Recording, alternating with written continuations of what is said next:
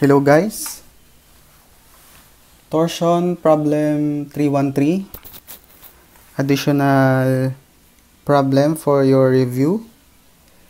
Determine the maximum torque in kilonewton meter that can be applied to a hollow circular steel shaft of 100 mm outside diameter and an 80 mm inside diameter without exceeding a shearing stress of 60 megapascal or a twist of 0.5 degree per meter.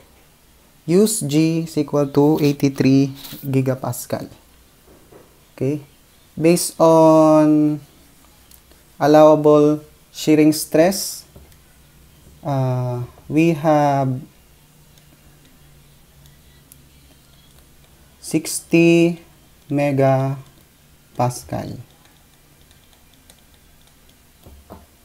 Okay.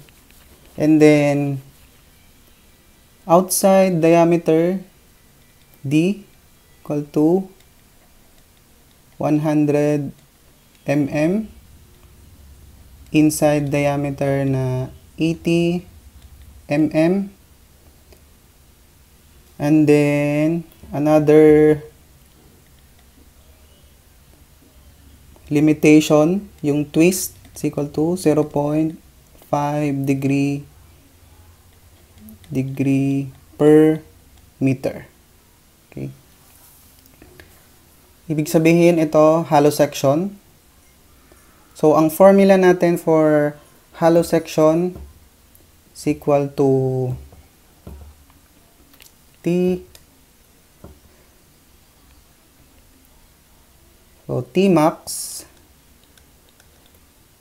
is equal to 16 TD divided by pi times D outside minus D inside to the fourth power. Kung radius naman ang given, ang formula is 2 TR divided by pi times R to the fourth, yung outside radius, minus inside radius to the fourth. So, ayan po pagka radius naman ang given. So, nataon po tayo na ang given is diameter. Okay?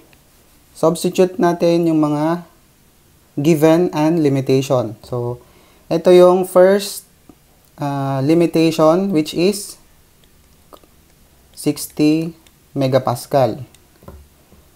So, 60 Newton mm squared megapascal is equal to 16 times torque times yung D na outside, so 100 mm divided by pi times 100 mm to the fourth, lagyan natin ng bracket, minus 80 mm to the fourth.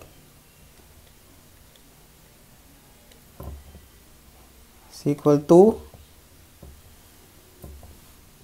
so i-transpose natin tong numerator times 60, okay, divided by 16 times 100.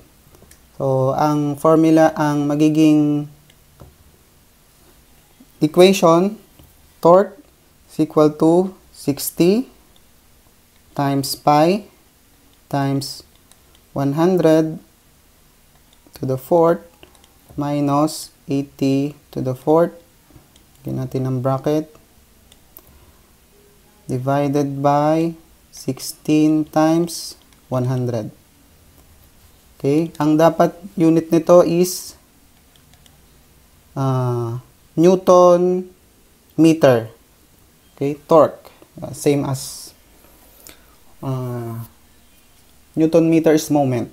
So, torque kapag ka dun sa cross-sectional nag-act. So, check natin yung ito, makakancel yung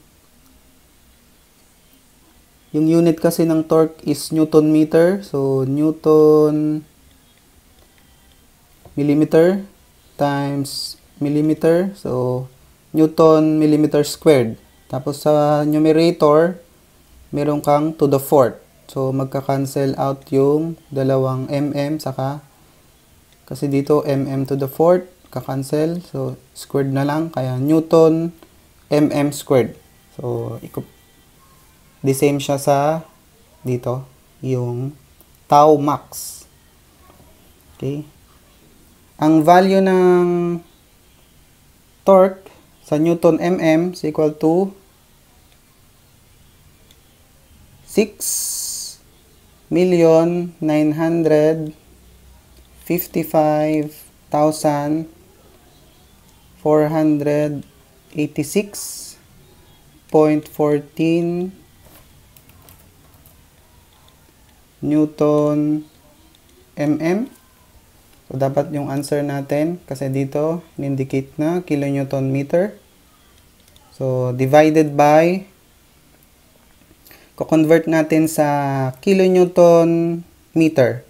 So, itong value na to, madidivide siya sa 1 million. Kasi, 1,000 mm is equal to 1 meter times 1,000 newton is equal to 1 kilonewton. So, magiging 6.955 kilonewton meter. Ayan yung limitation in terms kay 60 megapascal. So, may isa pa tayong limitation which is yung angle of twist. So, formula natin, next tayo, at 0.5 degree per meter. Formula ng degree equal to V in terms of radian. So, TL over JG. Okay. Yung torque, ayan yung unknown, times yung L natin, walang given na L, di ba? Pero, sabi niya dito, per meter. So, 1,000 mm. Kasi mm yung consideration natin ng L. Dito. Divided by J. Ano yung J ng hollow section? So, may formula tayo dyan. J is equal to pi over 32 d outside minus d inside raised to the fourth. So, etong J, i-direct na natin dito sa numerator, denominator, pi over 32 times d to the fourth, so 100 the fourth minus d inside 80 to the fourth. So, yan yung J times 83 megapascal. So, gigapascal. So, dapat in terms of megapascal para tumugma yung unit. So i-direct na natin. So, tinimes ko ng 1,000 para maging megapascal, which is Newton per mm squared. So, multiply din natin to. Itong part na to, numerator. And then, yung limit natin na 0.5 degree. Pero ito, radian. So, kailangan nating i-multiply ng pi rad over 180 degree. So, cancel yung degree. Okay?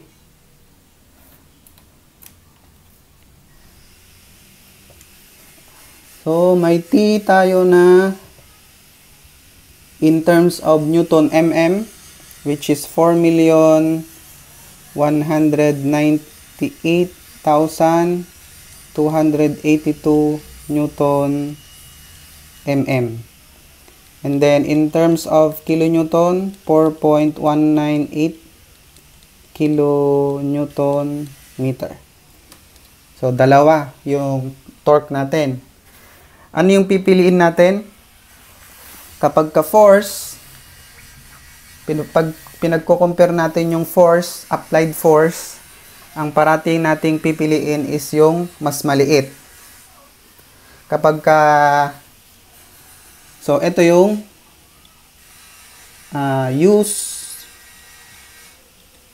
na torque, which is force.